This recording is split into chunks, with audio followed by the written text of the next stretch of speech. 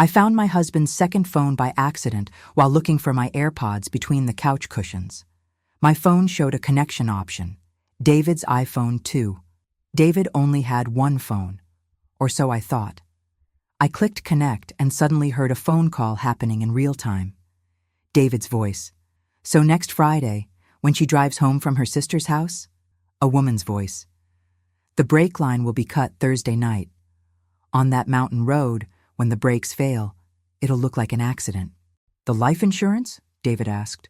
$2 million. They pay out on accidents. We wait 6 months, then we're set. I sat frozen, hand over my mouth. My husband was planning to kill me. With his girlfriend. For insurance money. My name is Sarah Mitchell. I'm 42, a corporate lawyer, married to David for 15 years. And I just discovered he's planning my murder. What if she survives? The woman asked. She won't. When those brakes fail at that curve, she'll go right over. It's a 200-foot drop. Nobody survives. I'm nervous, she said. What if someone saw me near her car? You're her personal trainer. You've been to our house dozens of times. If anyone sees you dropping off her workout schedule, nobody will think twice. Personal trainer. Jessica. My personal trainer was sleeping with my husband and planning my murder. After the accident, how long before we can be together publicly? I'll be the grieving husband for a year. You'll be the supportive friend. Then we'll fall in love. What about the insurance investigation? Single car accident on a dangerous road? They'll pay out without question. I love you, Jessica said. I love you too. After Friday, we can finally be together. No more dealing with Sarah's exhausting schedule. The only way out that makes sense financially, not divorce. Murder. The call ended. I sat shaking, phone recording in hand. My husband was going to kill me in 1 week. I heard David's car in the driveway. I quickly disconnected, wiped my tears, arranged myself on the couch. When David walked in, I smiled like normal. Hey, honey, how was your day? Same old, he said, kissing my cheek like he wasn't planning to kill me in 7 days. I made reservations for Friday night. That new Italian place. Friday night. The night before my planned murder. That sounds wonderful, I said, voice steady despite my racing heart. You look tired. Long day? Just the usual stress. You work too hard. You should take some time off. Take some time off. Permanently. Are you still driving to Emma's on Friday the 15th? He asked. There it was. Confirmation. Yes, why? Just wondering. Drive carefully on that mountain road. It's dangerous. I always do. I worry about you. I looked at this man I'd loved for 15 years, who was now planning my death, and smiled. I know you do. But inside, I was planning my revenge.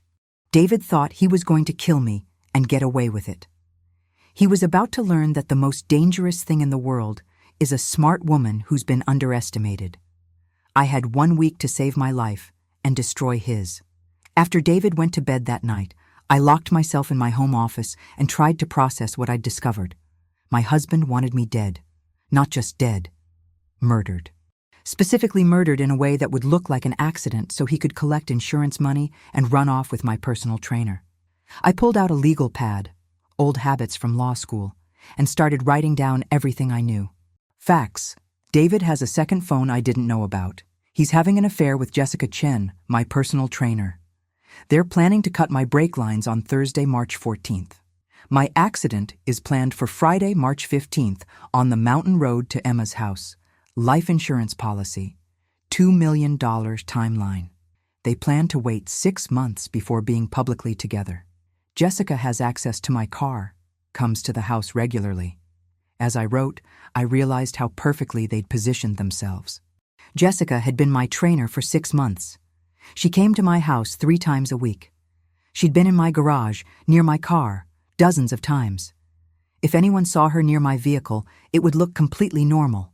And that 6 months of training, that's when the affair must have started. I opened my laptop and started going through my calendar, my credit card statements, my phone records, looking for evidence I'd been too blind to see. The signs had been there all along. 6 months ago, David suddenly became interested in getting back in shape. He said he wanted to support my fitness journey, so he encouraged me to hire a personal trainer. He'd even recommended Jessica. One of the guys at work uses her. She's supposed to be really good. He'd set up the affair from the beginning. I went through our credit card statements. Starting 6 months ago, there were charges I'd never questioned. Hotel rooms during business trips that I now realized probably weren't business trips, restaurants in neighborhoods. David had no reason to be in a jewelry purchase for $3,500 in February that I'd never seen. That jewelry wasn't for me. It was for Jessica. I checked his calendar, the one we shared for family scheduling. But I realized now that he probably had another calendar on his second phone, the real calendar where he tracked his affair. I went back through text messages on his regular phone, the one I'd had access to all along. Every message was perfectly clean. Loving husband, normal conversations, nothing suspicious, because he was doing everything on the second phone. How long had he been this careful? How long had he been planning this? I pulled up our life insurance policies. We'd updated them 3 years ago when David changed jobs. The policy on my life, $2 million. The policy on his life, $500,000. At the time, I hadn't questioned the difference. I was the higher earner. I made $300,000 a year as a senior attorney, while David made $120,000 as a financial advisor. It made sense financially for my policy to be higher. But now I realized he'd been planning this for 3 years, or at least positioning himself to benefit if I died. 3 years of setting up the perfect murder. I felt sick. I opened a locked drawer in my desk and pulled out the file where I kept our important documents. Marriage certificate from 15 years ago. We'd been so happy then, or at least I thought we had been. The deed to our house, in both our names, worth about $800,000. Investment accounts, mostly in my name because I'd contributed more over the years. About $1.2 million total. If I died, David would inherit everything. The house, the investments, plus the $2 million insurance payout. He'd walk away with roughly $4 million and his 28-year-old girlfriend. I pulled up my phone and found Jessica's Instagram. I'd followed her when she became my trainer. She posted workout tips and motivational content. I scrolled through her recent photos with new eyes. 6 months ago, the photos changed. She was happier, glowing, posting about new beginnings and unexpected blessings. In one photo from 3 months ago, I could see a man's hand in the edge of the frame. The photo was taken at a restaurant I recognized, the same restaurant that had appeared on our credit card statement. David's hand, David's watch. I'd seen that watch every day for 10 years. They'd been hiding in plain sight, documenting their affair on social media, and I'd been too trusting to notice. I went back further in my calendar, looking at my own schedule. Every time I had late nights at the office, every time I traveled for work, every time I went to visit Emma, those were the times David was with Jessica. My career, my success, my dedication to my work, all the things I'd been proud of, had given David perfect cover for his affair and perfect justification for his plan. "She's married to her job," he'd said on that phone call. "I haven't been happy in years." But that was a lie. I went through old photos on my phone. David smiling at our anniversary dinner 2 months ago. David laughing at Christmas. David kissing me on Valentine's Day. All lies, all performance. While he was kissing me, he was planning my murder. While he was saying, "I love you," he was texting Jessica about their future together. While he was acting like a devoted husband, he was calculating how much money my death would bring him. I found our anniversary card from last month. He'd written, "To my beautiful wife, 15 years together, and you're still the best thing that ever happened to me. Here's to 15 more. Love always, David. 15 more years." He'd written that knowing I had less than 2 months to live. The cruelty was breathtaking. I got up and walked to our bedroom door. I could hear David snoring, peaceful, content, probably dreaming about his future with Jessica and his millions. I wanted to burst in there and confront him. I wanted to scream, to demand answers, to ask how he could do this to me, But I didn't, because I'm a lawyer. And lawyers know that emotion loses cases, evidence wins cases. Right now, I had one piece of evidence, a recording of a phone conversation that I'd obtained by accidentally connecting to his second phone. That recording might not even be admissible in court, depending on how it was challenged. I needed more. I needed concrete, undeniable, legally bulletproof evidence. I went back to my office and started making a plan. Step 1. Document everything I needed to gather every piece of evidence of the affair and the murder plot without David knowing I was suspicious. Step 2. Secure my safety. I needed to make sure that if David tried to kill me before I could expose him, I'd survive and he'd be caught. Step 3. Build an airtight case. I needed evidence so strong that David and Jessica couldn't claim it was a misunderstanding, couldn't plea bargain down to lesser charges, couldn't walk away from what they'd tried to do. Step 4. Time it perfectly. I needed to let them get close enough to executing their plan that they'd be guilty of attempted murder, not just conspiracy. I looked at my calendar. Today was March 8th. The murder was planned for March 15th. I had 7 days. 7 days to catch a murderer. 7 days to save my own life. And 7 days to make sure my husband paid for every lie, every betrayal, every moment he'd spent planning my death. I started writing a detailed timeline. March 8th, today, discovered the plot. March 9th, begin documentation and evidence gathering. March 10th, 13th, monitor David's movements, gather more evidence. March 14th, the day they plan to cut my brake lines. March 15th. The day they planned to kill me, I needed to make it to March 14th with David, believing I suspected nothing. I needed to catch them in the act of tampering with my car, and I needed to do it in a way that would hold up in court. But first, I needed help. I couldn't do this alone. I needed someone I could trust completely, someone with legal expertise, someone who could help me build this case without alerting David. I picked up my phone and texted my best friend Kate Wilson. Kate and I had gone to law school together. Now she was a criminal defense attorney, one of the best in the state. She knew criminal procedure inside and out. Kate, I need to see you tomorrow, early, before work. It's urgent. Can you meet me at the coffee shop on 5th Street at 6 a.m.? She texted back within minutes. Are you okay? I will be. Just please meet me. And don't mention this to anyone. I'll be there. I looked at the clock. 2:47 a.m. I had to be at the office by 8:30 a.m. I had a full day of deposition scheduled. I had to act normal, professional, completely unsuspicious, while my husband was in the same house planning my murder. I went to the bathroom and looked at myself in the mirror. I looked tired, scared, and heartbroken. I splashed cold water on my face and forced myself to stand up straight. Tomorrow, I would start fighting back. But tonight, I would mourn the marriage I thought I had and the husband I thought I knew. I'd been married to a stranger for 15 years, a stranger who wanted me dead, and now I was going to make sure he went to prison for it. The next morning at 6 a.m., I sat across from Kate Wilson at a quiet corner table in the coffee shop, my hands wrapped around a cup I wasn't drinking. Kate took one look at my face and knew something was seriously wrong. Sarah, what happened? I pulled out my phone, made sure we weren't being overheard, and played her the recording from David's second phone. Kate's expression went from concerned to shocked to absolutely furious as she listened. When the recording ended, she set down her coffee cup very carefully, like she was afraid she might throw it. That motherfucker is planning to kill you. Yes, for $2 million. Yes, with your personal trainer. Yes.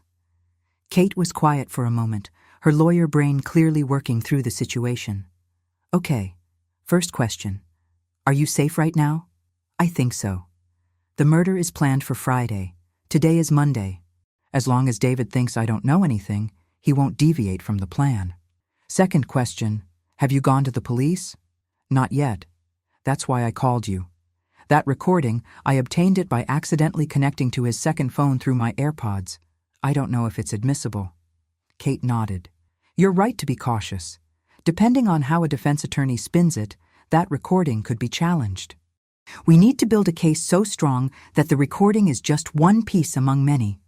We need concrete evidence of the affair, evidence of the murder plot, and ideally, we need to catch them in the act. That's what I was thinking.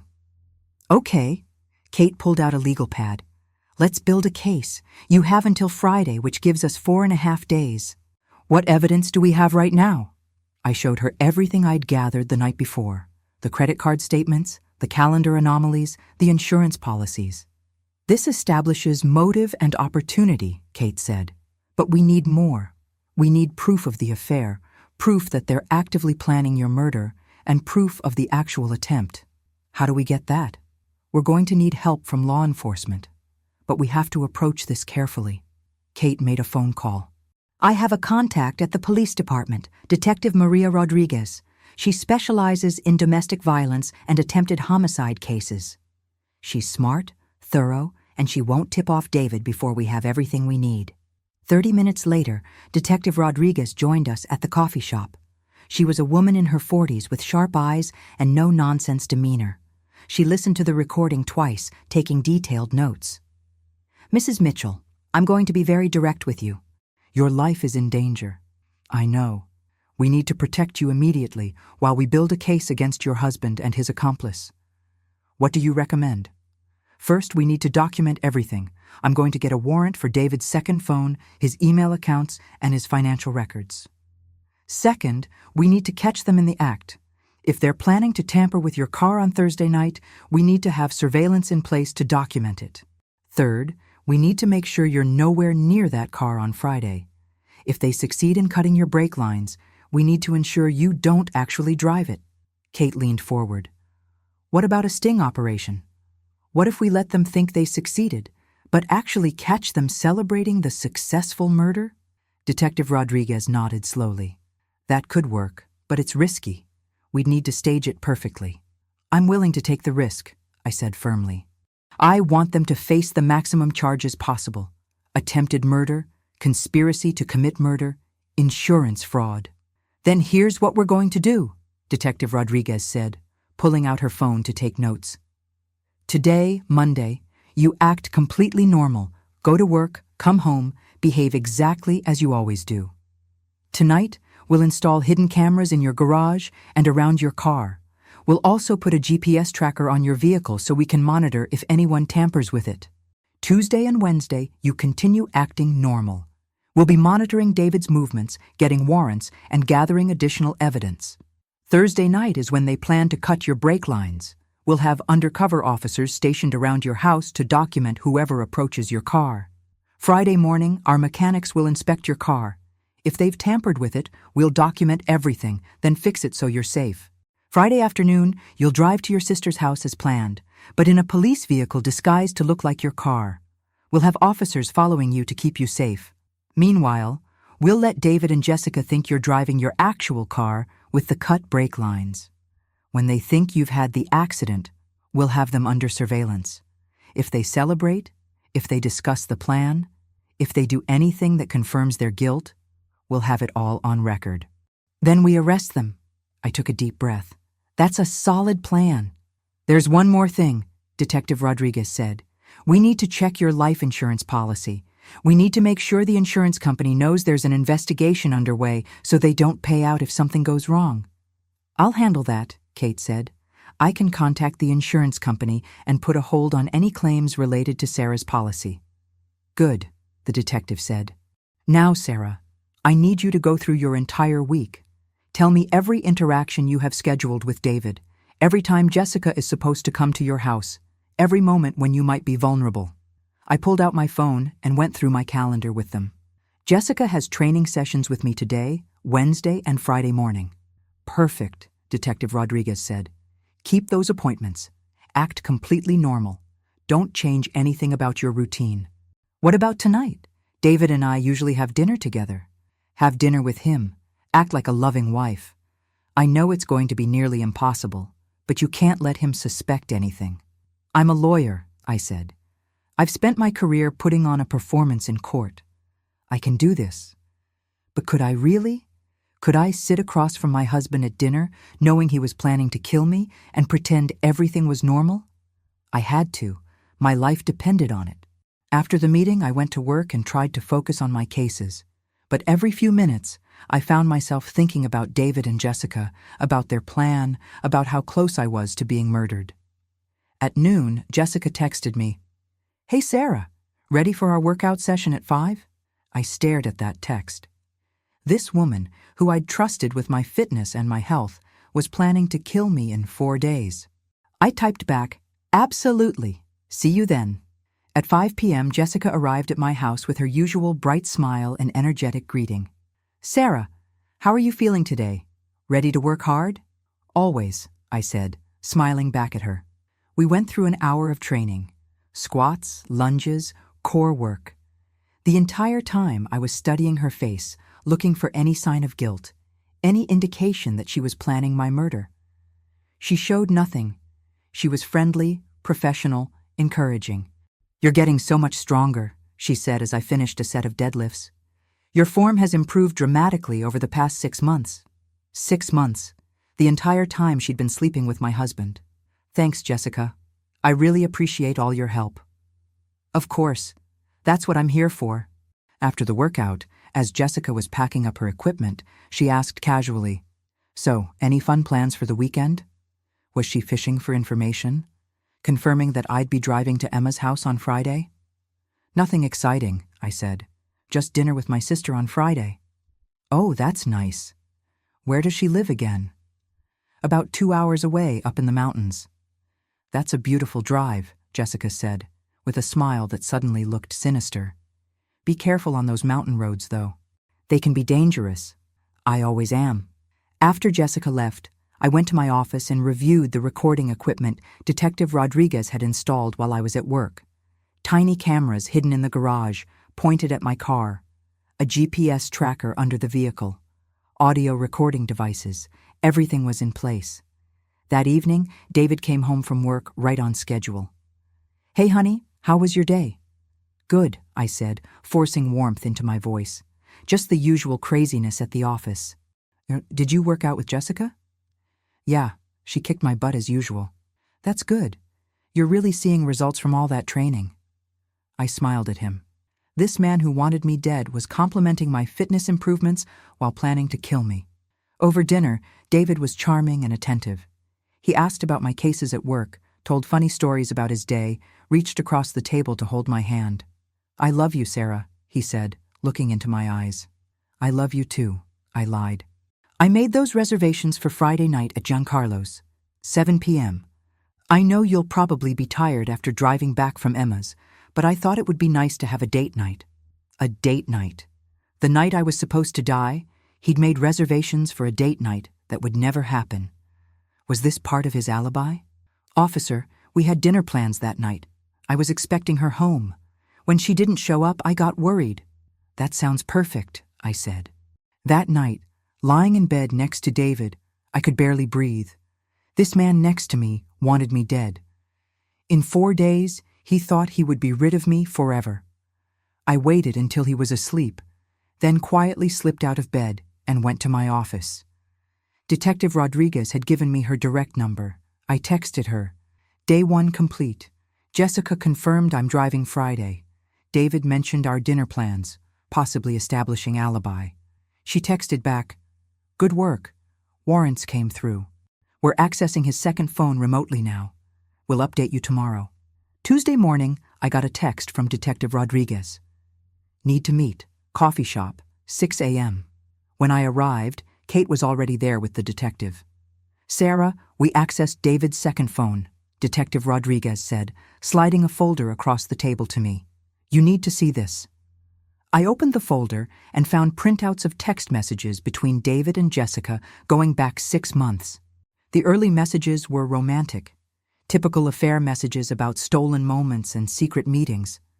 But then, about 3 months ago, the messages changed. "David, I can't keep living like this. I want to be with you full time." Jessica, "Then leave her." David, "I can't afford to divorce her. She'd get half of everything, maybe more. She's a better lawyer than anyone I could hire." Jessica, "So what do we do?" David, "I've been thinking about that. What if there was an accident? And from there, the messages documented the entire murder plot. The research into my life insurance policy, the discussion of methods, the decision to stage a car accident. There was even a message where David had sent Jessica a photo of the mountain road with a specific curve marked with a red X. "David, this is the spot. When the brakes fail here, she'll go right over." "This is premeditated murder," Kate said. "First degree." With these messages, they can't claim it was a spur-of-the-moment decision. "There's more," Detective Rodriguez said, pulling out another document. "We looked into David's finances. He has gambling debts of $480,000. "What?" "He's been gambling online for the past 2 years. He's in deep with some very bad people. That's why he needs the insurance money, not just to be with Jessica, but to pay off his debts." "Jessica doesn't know about the debts. Look at these messages." She showed me more texts. "Jessica, when we get the insurance money, where should we go? I'm thinking Italy, or maybe Thailand." "David, anywhere you want, baby. We'll have $2 million to spend." He's lying to her about the money, I realized. He's planning to use most of it to pay his debts. She thinks they're going to travel the world, but really he's just trying to save himself from loan sharks. "Exactly," Detective Rodriguez said, "which means Jessica might be willing to cooperate once she realizes David lied to her too. But that's for later. Right now, we need to get through the next 3 days without David suspecting anything." "How am I supposed to act normal knowing all of this?" I asked, looking at the messages documenting my planned murder. "The same way you've been acting for the past 2 days," Kate said firmly. "You're a lawyer, Sarah. You've faced hostile witnesses, aggressive opposing counsel, judges who were biased against you. You know how to maintain composure under pressure. This is just another performance, and your life depends on getting it right." She was right. I had to think of this like trial preparation. Every interaction with David was testimony I was giving. Every smile, every "I love you," every normal domestic moment was building the case. I spent Tuesday and Wednesday living in this surreal double reality. By day, I was Sarah Mitchell, successful lawyer, loving wife, dedicated fitness client. By night, I was reviewing evidence with Detective Rodriguez, planning the sting operation, and preparing for what would happen on Thursday night. Wednesday evening, Jessica came for our scheduled training session. As we worked out, she was even friendlier than usual.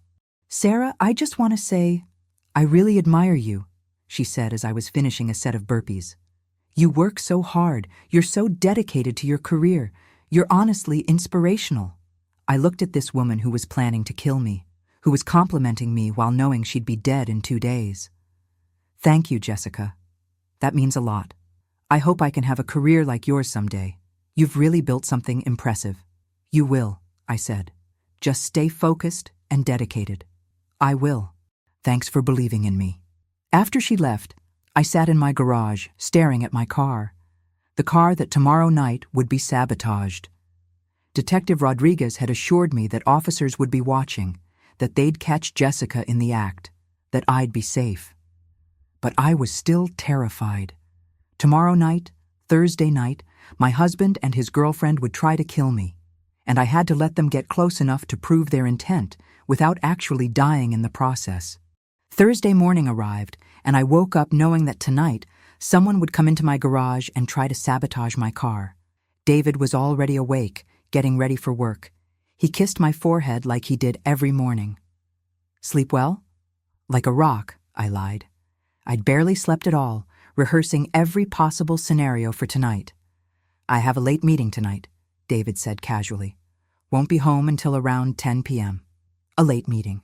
That was his alibi for when Jessica would be in our garage cutting my brake lines.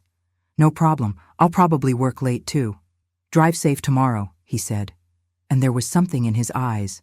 Was it guilt? Anticipation? Excitement? Always do. After David left, I texted Detective Rodriguez. "David says he has a late meeting tonight. Won't be home until 10 p.m. She responded immediately. "Perfect. That confirms the timeline.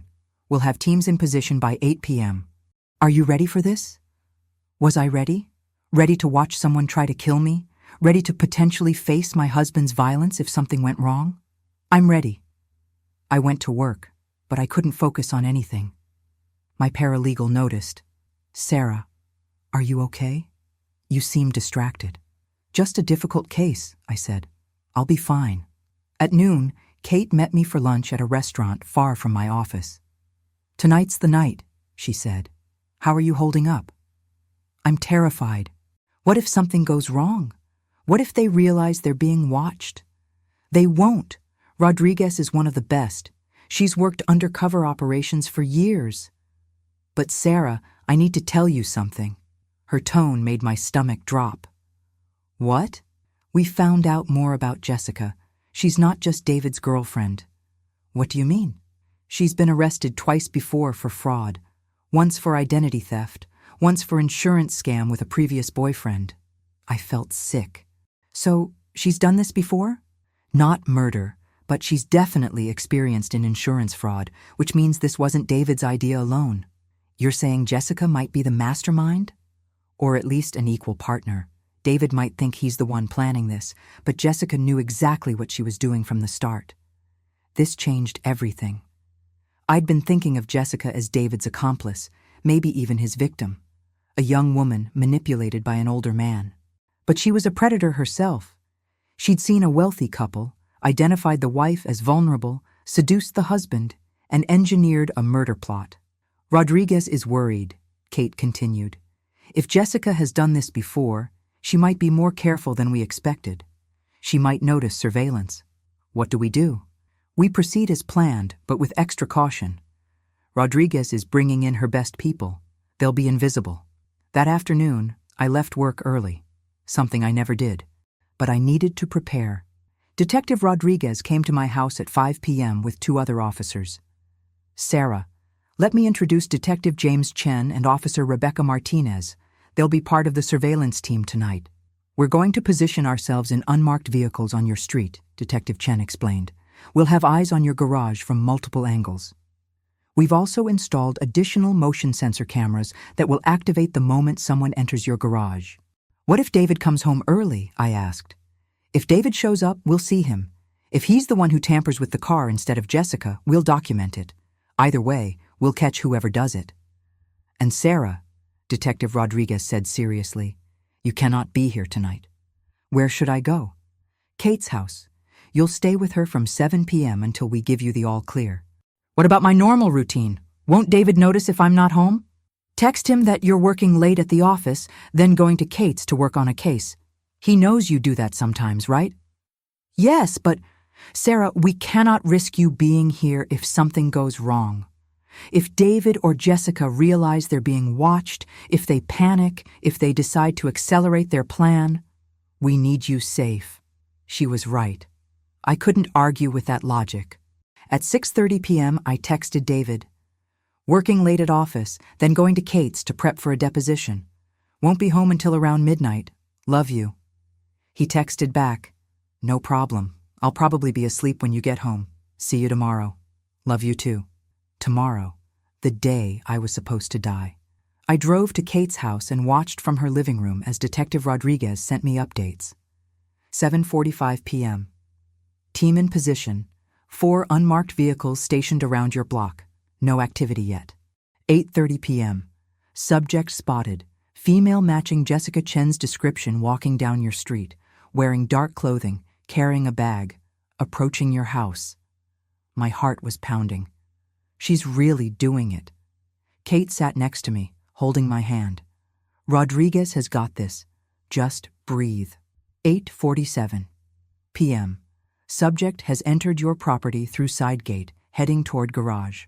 8:52 p.m. Subject has picked garage door lock, inside garage now, cameras activated. 9:03 p.m. Subject is under your vehicle, appears to be tampering with brake line, recording in progress. I felt like I was going to be sick. Someone was under my car right now, sabotaging it, trying to kill me. 9:15 p.m. Subject is finished, exiting garage. We're following her. 9:47 p.m. Subject has arrived at apartment complex on Riverside Drive. Apartment 3B, running address now. 10:23 p.m. Address confirmed. Apartment leased under Jessica Chen. David Mitchell's vehicle just arrived at same location. They're together, I said. Right now, they're probably celebrating. Kate pulled up the surveillance feed that Rodriguez had given us access to. We could see the parking lot of Jessica's apartment building. David's car was parked next to Jessica's. They think they've succeeded, Kate said. They think tomorrow you'll drive off that cliff and they'll be home free. My phone buzzed. Another update from Rodriguez. Officers positioned outside apartment. Warrant approved for audio surveillance. Installing listening device now. Will capture any incriminating conversation. 30 minutes later, Rodriguez sent me an audio file. Sarah, you need to hear this. But it's going to be hard. I put in my earbuds and pressed play. David's voice. You did it perfectly, baby. I checked the security footage from our neighbor's camera. You're not visible from the street. Jessica. I was so nervous. My hands were shaking the whole time. David, but you did it. Tomorrow this will all be over. Tomorrow we'll be free. Jessica. And Rich. Don't forget Rich. David. $2 million. We can go anywhere, do anything. Jessica. I can't wait. No more sneaking around, no more pretending. David. Just one more day of acting. Tomorrow I'll be the devastated husband who lost his wife in a tragic accident. Jessica. Do you think you can pull it off? Acting sad? David laughed. Actually laughed. I've been acting like I love her for the past 3 years. I think I can manage to act sad for a few weeks. 3 years? Jessica asked. I thought you said you fell out of love recently. I needed someone with skills like yours. Someone who could help me do this right. I've been planning this since we got that life insurance policy, but I needed the right partner. Wait, Jessica's voice changed. You've been planning this for 3 years? Before you even met me? I've been planning to kill Sarah for 3 years, yes. But I was waiting for the right opportunity, the right person to help me. So you seduced me because you needed help killing your wife? Don't sound so hurt, baby. We're good together.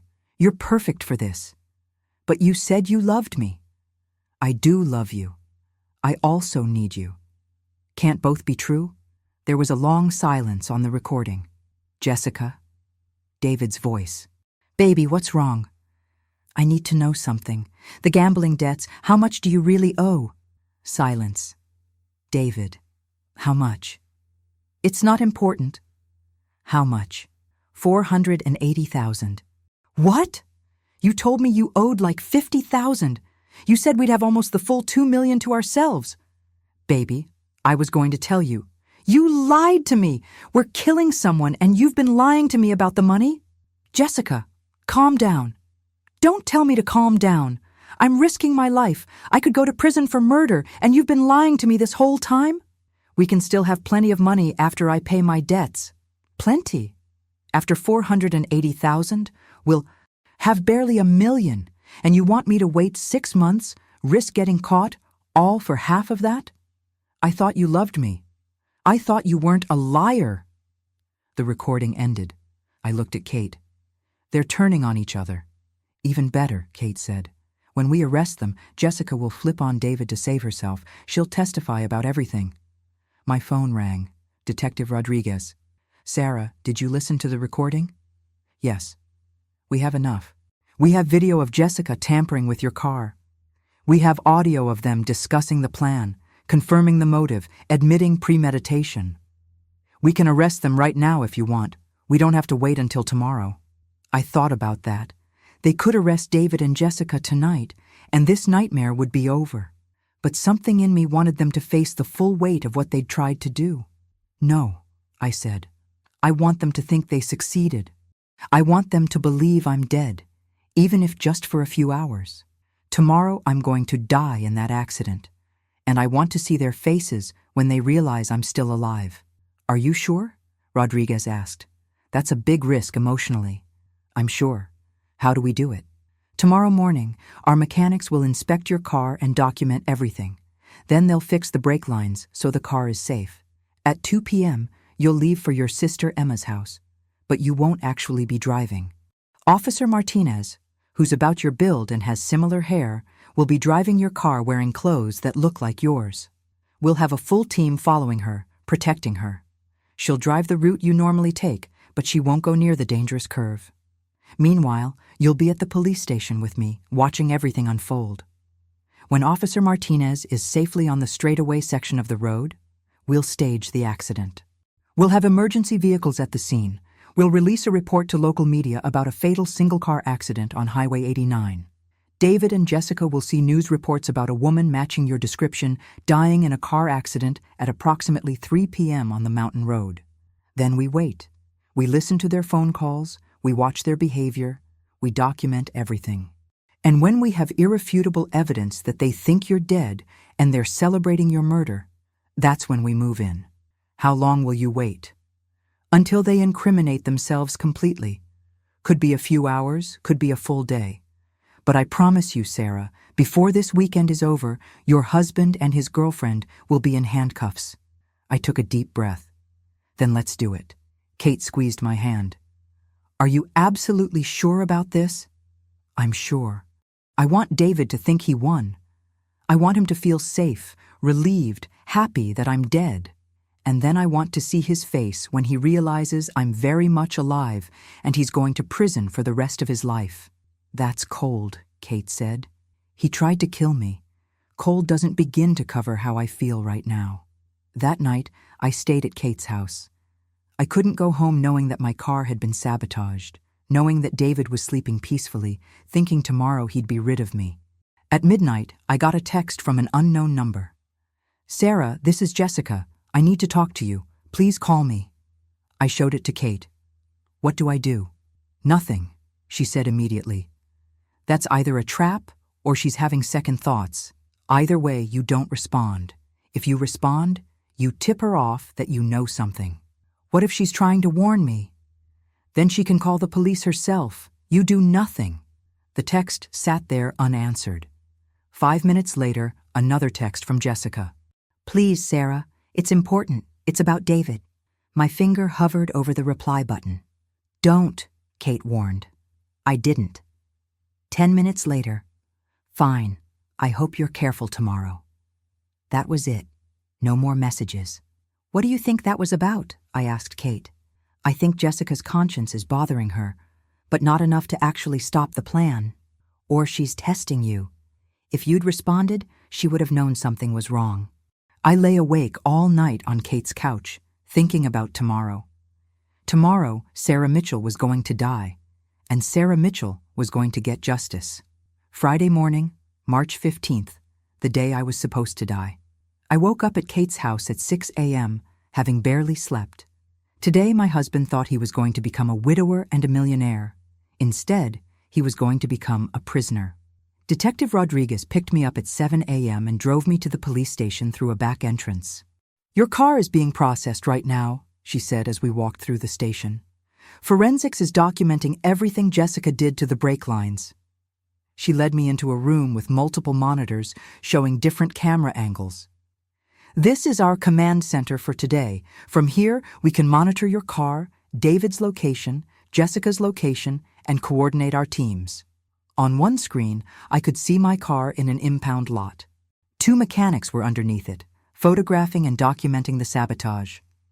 They cut the brake line in the rear driver's side, one of the mechanics was saying into a recording device. Clean cut with what appears to be wire cutters. Complete brake failure would occur after approximately 15-20 brake applications. Enough to get her onto the mountain road, Detective Rodriguez said grimly. They calculated exactly when the brakes would fail. That's attempted murder with premeditation, Kate said. She'd arrived at the station right after us. First degree. We have them on video surveillance from your garage doing it, Rodriguez confirmed. We have the audio recording of them discussing it. We have text messages planning it. This is as airtight as cases get. But we want more. We want them discussing it after they think you're dead. That takes it from attempted murder to believing they succeeded. On another monitor, I saw David leaving our house for work. He looked normal, relaxed, checking his phone as he walked to his car. He thought tonight he'd be free. Sarah, Detective Rodriguez said, I need to brief you on today's timeline. She pulled up a detailed schedule. 8:15 a.m., David arrives at work, under surveillance. 9:15 a.m., Forensics completes documentation of vehicle sabotage. 10:09 a.m. Brake lines repaired. Vehicle is safe. 11:09 a.m. Officer Martinez begins preparation. Hair, clothing, positioning. 1:00 p.m. David texts Sarah asking about her drive based on pattern. 2:00 p.m. Officer Martinez departs in Sarah's car. Full protection detail. 2:45 p.m. Staged accident occurs on Highway 89. 3:00 p.m. Media reports. Fatal single vehicle accident. 3:06 p.m. Monitor. David and Jessica's reactions. 6 p.m. plus. Arrests made when subjects sufficiently incriminate themselves. That's the plan, Rodriguez said, but we adapt as needed. If they do something unexpected, we adjust. What could go wrong? I asked. David or Jessica could panic and run. They could realize something's off and not react the way we expect. They could lawyer up immediately. But based on their behavior so far, I don't think they will. They think they've been so careful. They think they're smarter than everyone else. That overconfidence is what's going to take them down. At 11 a.m., Officer Rebecca Martinez came into the command center. She was about my height and build, and they'd styled her hair to match mine. Wearing my jacket, one Kate had brought from my house, she looked remarkably like me from a distance. "Mrs. Mitchell," Officer Martinez said, shaking my hand. "I want you to know I take this assignment very seriously. I'm going to keep your car safe, follow the route exactly, and make sure we catch these people." "Thank you," I said, my voice catching. "Please be careful." "I will. I have 6 officers in unmarked cars following me, plus a helicopter unit tracking from above. I'm probably the safest person on the road today." At 1 p.m., my phone buzzed with a text from David. "Hey, honey, what time are you leaving for Emma's?" I was supposed to respond. Everything had to seem normal. I typed, "Heading out in about 30 minutes, should be at Emma's around 4:30. Drive safe, love you. Love you too." Those were the last words my husband thought he'd ever receive from me. At 2:00 p.m., Officer Martinez got into my car in the police garage. She adjusted the seat, checked the mirrors, and started the engine. "Command, this is Unit 1. Departing now." "Copy that, Unit 1. All teams, move into position." On the monitors, I watched my car pull out of the police garage and head toward the highway that led to Emma's house. Multiple camera angles showed other vehicles falling into formation around my car. Unmarked police cars, all keeping their distance but maintaining constant surveillance. "She's safe," Kate said, seeing my expression. "They've got her completely covered." We watched as Officer Martinez drove my car onto the highway, following the exact route I took every month to visit my sister. Detective Rodriguez was on the phone coordinating. "Traffic control, I need you to slow traffic on Highway 89 between mile markers 47 and 52. We're staging an accident scene. Ambulance and fire units, you're on standby at mile marker 50. Media liaison, you're ready with the press release." Everything was moving like a choreographed operation. At 2:45 p.m., Officer Martinez pulled my car over at mile marker 51, a straight section of road, nowhere near the dangerous curve where I was supposed to die. Emergency vehicles arrived within minutes. They positioned my car to look like it had crashed, but without any actual damage. Firefighters and paramedics played their parts perfectly, setting up the scene. A helicopter, a real news helicopter that Rodriguez had coordinated with, flew overhead getting footage. At 3:03 p.m., the first news alert went out. Breaking: fatal single-vehicle accident on Highway 89. Woman pronounced dead at scene. Identity being withheld pending family notification. I stared at that news alert. According to the world, I was dead. "Now we wait," Detective Rodriguez said. On one monitor, we watched David at his office. He was in a meeting, phone on the table in front of him. At 3:07 p.m., his phone buzzed. He glanced at it, and his face changed. He excused himself from the meeting and stepped into the hallway, pulling up a news website on his phone. We couldn't hear what he was reading, but we could see his expression shift from concern to what looked like barely concealed excitement. He made a phone call. We had a tap on his regular phone, the one he thought was safe. "Emma, hi, this is David. Has Sarah arrived yet?" Emma's voice. No, she's usually here by now. Is something wrong? I just saw a news report about an accident on Highway 89. I'm probably just being paranoid, but oh my God, hold on, let me check. We heard Emma calling out for Sarah, checking her house. She's not here yet, David. What did the news say? It said there was a fatal accident, a single vehicle. They haven't released the name yet. Emma's voice was panicked now. Where was the accident? Mile marker 51. That's the road Sarah takes. I'm calling her right now. I already tried. It went straight to voicemail. Of course it did. My phone was sitting on the table in front of me, powered off per Rodriguez's instructions. David, I'm going to call the police. I'm going to find out. Wait! Let me call first. As her husband, I'll call you back. David hung up and immediately called another number. Jessica. Baby, turn on the news. Highway 89. We switched to audio surveillance on David's second phone, the one he thought we didn't know about. Jessica's voice, breathless. Oh my God, is that? I think so. The timing matches. Single vehicle, fatal accident. Do you think it worked? I think she's dead. There was a long pause. Then Jessica. We should feel terrible, right? We should feel guilty? Do you? David asked. Another pause. No, I thought I would, but I just feel relieved. Me too, David admitted. Is that wrong? Probably. But I'm not going to pretend I'm sad that we can finally be together. Not yet, David cautioned. I have to play the devastated husband. The police will want to talk to me. There'll be an investigation. Investigation? You said it would just look like an accident. It will. But they always investigate fatal accidents. It's procedure. I'll have to identify the body, plan a funeral, act grief-stricken. Can you do that? Baby, I've been acting for 3 years. I can do anything. In the command center, Detective Rodriguez smiled grimly. That's good, but we need more. We need them to explicitly discuss what they did. We watched David for the next hour.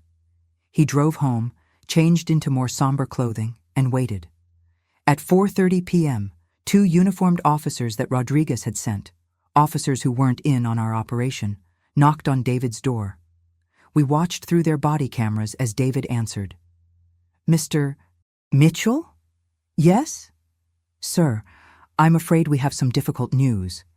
There was an accident on Highway 89 this afternoon. We found a vehicle registered to Sarah Mitchell.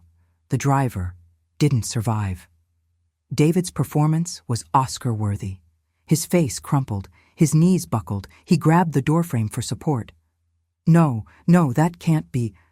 Sarah was she was going to her sister's house. I'm so sorry, sir. We need you to come with us to make a positive identification. Oh God, this can't be happening.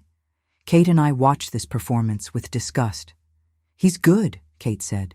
If we didn't know better, I'd believe he was genuinely devastated. He's a psychopath, I said flatly. David went with the officers to the morgue, where they showed him a Jane Doe, a woman who had actually died in a car accident weeks ago, whose body the coroner's office had been holding. From a distance, in the state the body was in, it could pass as me. David identified her as his wife. He cried.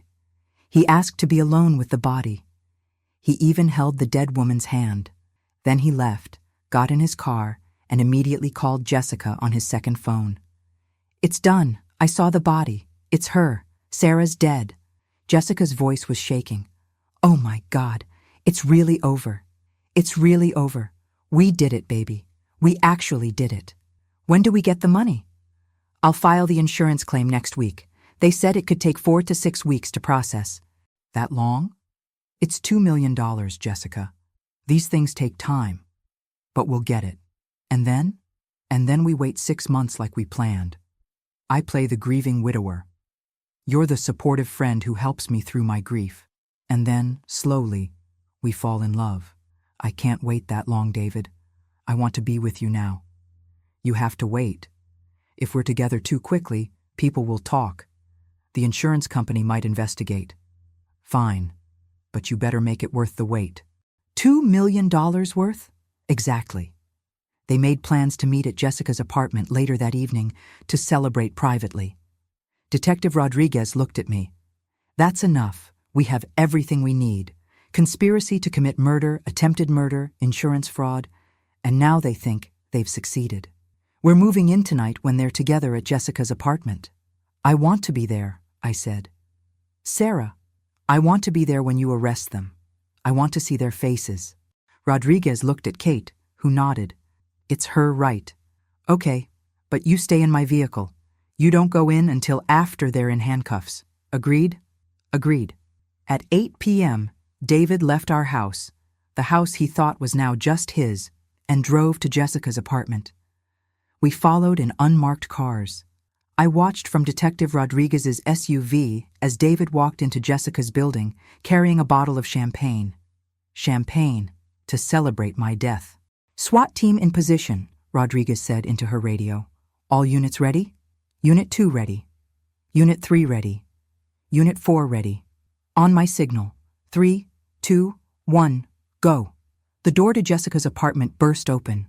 Officers in tactical gear flooded in. Through their body cameras, I saw David and Jessica frozen on the couch, champagne glasses in hand. David Mitchell, Jessica Chen, you are under arrest for conspiracy to commit murder, attempted murder in the first degree, and insurance fraud. What? David stood up, genuinely shocked. What are you talking about? You have the right to remain silent. This is insane. My wife just died in an accident. Your wife is alive, Mr. Mitchell, and we have you on tape discussing how you plan to kill her. I watched the color drain from David's face. That's impossible. Sarah's dead. I identified her body. That wasn't Sarah Mitchell. Your wife is very much alive. Jessica started crying. I knew this would happen. I told you we'd get caught. Shut up, Jessica, David shouted. No, you shut up. You lied to me about everything. The money, the plan, all of it. I said, shut up. Mr. Mitchell, I'm going to ask you again to remain calm, the officer said, handcuffing him. You did this, David said to Jessica. You messed something up. This is your fault. My fault? You're the one who wanted her dead. You're the one who planned everything. I never planned anything. This was your idea. We have you on tape, Mr. Mitchell, Detective Rodriguez said, entering the apartment. 47 text messages discussing the murder plot, 3 recorded phone conversations, and video surveillance of Ms. Chen tampering with your wife's vehicle. You're both going to prison for a very long time. David's expression changed from shock to something darker. Where is she? Where's Sarah? She's safe, and she's the one who caught you. That's impossible. Sarah doesn't know anything. She's too busy with work to notice anything. That's what you thought. You underestimated your wife, Mr. Mitchell. I want to see her, David demanded. I want to see Sarah. Detective Rodriguez looked back at me through the doorway. I nodded. She stepped aside, and I walked into Jessica's apartment. David's face went white. He looked like he'd seen a ghost. Hello, David, I said calmly. Surprise. I'm not dead. Sarah, what, how did I find out? I found your second phone. I heard everything. The affair, the murder plot, your gambling debts, all of it. And then I built a case against you. Every text message, every phone call, every step of your plan, I documented it all. You're a lawyer, David said, as if just realizing. You're a lawyer, and you built a case against me. That's exactly what I did. The same way I build cases against corporate defendants, except this time the defendant was my husband trying to kill me. Jessica was sobbing. I'm sorry, Sarah. I'm so sorry. He told me you didn't love him, that you were cold, that you wouldn't care. Save it, I said coldly. You cut my brake lines. You planned my murder. Sorry doesn't begin to cover it. I didn't want to. He made me. We have text from you suggesting the car accident method, Detective Rodriguez said. You were an equal partner in this, Ms. Chen. Officers, get them out of here, Rodriguez ordered. As they led David and Jessica out in handcuffs, David looked at me one more time. I loved you once, he said. I really did. No, you didn't, I replied. You loved my money. You loved your lifestyle, but you never loved me. If you had loved me, You would have asked for a divorce, not planned my murder. The insurance was never about the money for a new life. It was about paying your gambling debts, and you were willing to kill me to save yourself. That's not love, David. That's evil. He didn't have an answer for that. As they took him away, Jessica started screaming. This is all your fault, David. You said we wouldn't get caught. You said it was foolproof. Shut up, Jessica. No, I'm not going to prison alone. You planned everything. You seduced me into this. We have all of this on tape, too, Kate whispered to me. They're destroying each other's defense. Detective Rodriguez approached me. Sarah, we need you to come to the station to give a formal statement, and there will be media. Media? You were pronounced dead earlier today. The story is going to be major news. Woman survives murder plot, catches husband in the act. You should prepare for attention. I can handle it, I said. I'm a lawyer. I know how to handle media. As we left Jessica's apartment, I saw neighbors in the hallway, watching the commotion. One of them, an elderly woman, approached me. Excuse me, are you Sarah Mitchell? Yes. I saw the news earlier. They said you died in a car accident. I didn't. My husband tried to kill me, but I caught him first. The woman's eyes widened. Jessica's boyfriend tried to kill you? Jessica was his girlfriend. He's my husband. Oh my God. I knew something was wrong with that girl.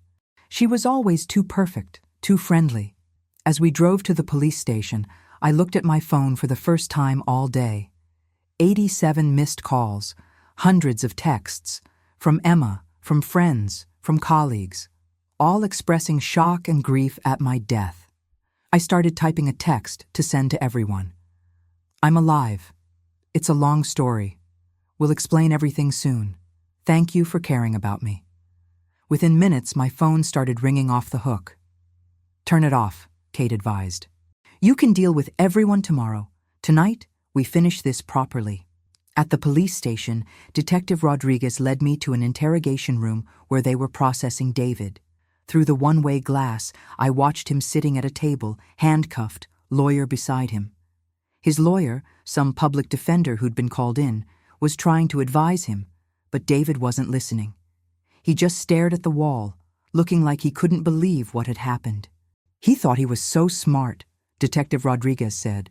He thought he'd planned the perfect murder, but he didn't count on you being smarter. I want to talk to him, I said suddenly. Sarah, that's not a good idea. I need to. Just 5 minutes, please. Rodriguez looked at Kate, who shrugged. It's her case. If she wants closure, let her have it. They brought me into the interrogation room. David's lawyer immediately objected. My client doesn't have to speak to... I'll speak to her, David said quietly. The lawyer looked frustrated, but nodded. Rodriguez and Kate stood by the door while I sat across from my husband, my soon-to-be ex-husband. Why? I asked. That's all I want to know. Why? David was quiet for a long moment. Then, because I felt trapped. Trapped in what? In our life, in our marriage, in everything. You made more money than me. You were more successful. You were always working, always focused on your career. I felt like I was just there. Like I was just the husband of Sarah Mitchell, successful attorney. So you decided to kill me? I decided I wanted out. But divorce would have left me with nothing. You'd have gotten the house, half the investments, maybe even alimony. And I had debts you didn't know about. Gambling debts. Bad ones. The only way out that made financial sense was this. You wanted to kill me because divorce would be financially inconvenient? I know how it sounds. Do you? Do you really? Because it sounds like you valued money more than my life, more than 15 years of marriage, more than everything we built together. It wasn't supposed to be personal. I stared at him. You were going to murder me, David. How is that not personal? I meant, it was just business, just money. It wasn't about hating you. That doesn't make it better. That makes it worse. I know. We sat in silence. Do you have anything else to say to me? I asked. I'm sorry. No, you're not. You're sorry you got caught. You're not sorry you tried to kill me. David didn't argue. I hope you enjoy prison, I said, standing up. Because you're going to be there for the rest of your life. As I walked out, David called after me. Sarah. I turned. You were always smarter than me. I should have known you'd figure it out. Yes, I agreed. You should have.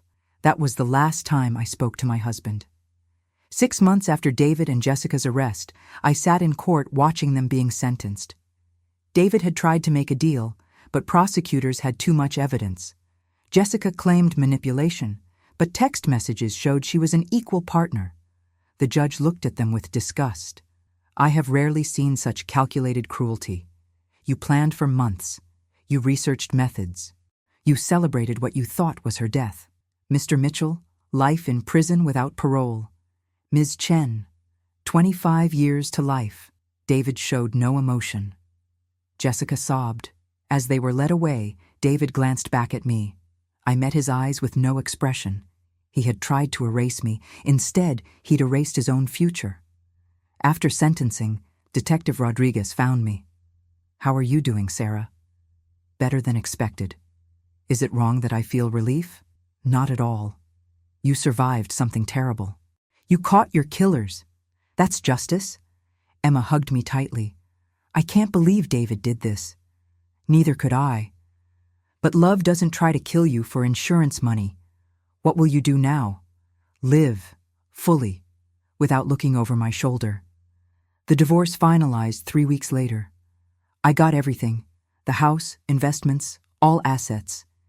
David signed over everything without contest. His lawyer advised fighting me wasn't winnable from prison.